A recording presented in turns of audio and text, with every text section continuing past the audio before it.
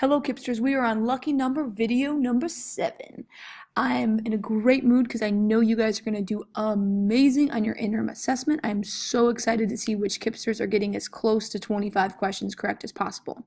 I know for a fact that this topic has 2 questions on that assessment, so if we can rock it out, that's 2 more questions that we can get correct. Just in case if you need a little brain break, I'm going to go crazy right now. Okay, did that make you feel weird? Me too. All right, moving on. We're going to work on equivalent. Remember, equivalent means equal or the same as, just like 4 is equal to 4.0 or 3 times 6 is equal to 18. Those are equivalent expressions. But now we're going to be using equivalent expressions with GCF, and that is the greatest, meaning the largest. My hair does look a little crazy, doesn't it? Shoot. The greatest common factor. So the biggest number that they have in common that makes those 2 different numbers. Let's talk about that right now. We need to write an equivalent expression to 32 plus 56 using the GCF and distributive property.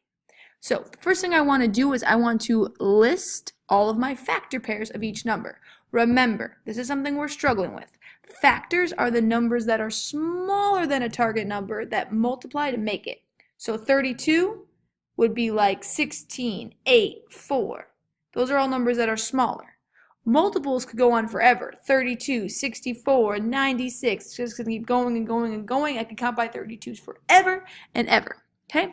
All right, so let's check this out. What I want to do first is I'm going to make a little factor tree for 32 and 56. I like to start with a smaller number because a smaller number is going to have less factors because there's less ways to make it typically. So 32, I'm going to find my easy way, the prime way. That's 1 times 32. I already know that 32 is not prime because it's an even number. I can do 2 times 16. 2 times 16 is another way to make 32. I can think about 3s. I know 3 times 11 is going to be 33, so that's not going to work. I could do 4 times 8. I know 5 is not going to work because 32 doesn't end in 0 or 5. I know 6 is not going to work because 6 times 5 is 30, and the next 6 is 36. 7 is not going to work because 7, 14, 21, 28, 35. I know 9's not going to work because 9, 18, 27, 36. I also know that 9 numbers need to add to 9, so 3 plus 2 makes 5. I'm actually really happy with my list. Now, I want to find the greatest common factor. So when I do this list over here, I already want to look at these numbers because this number, 32, only has 6 factors. So one of them is going to be the biggest that's in common with 56. So now let's come over here and look at 56. I know it's going to be 1, that's pretty obvious, but as a hint, your factor will never be 1 because that's just way too small. Let's check over here. I know it's going to be 2 because this is also even, but 2 is also a really small factor, so that's probably not going to be that. I know that half of 50 would be 25, half of 6 is 3, 25 plus 3 is 28.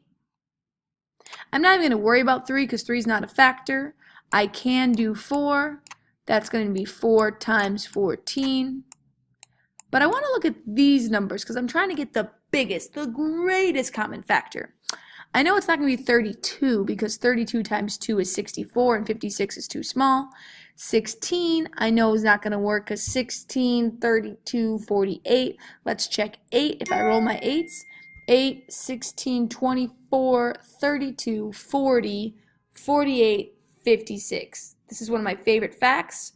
5, 6, 7, 8. 7 times 8 is 56. So I know that 7 times 8 is another factor pair of 56. You guys might be able to find more, but again, we only want to check out these 6 numbers because the C stands for common. That means what they both have. So if I know that 32 only has 6 factors, I should just check those 6. So now I want to find my greatest common factor.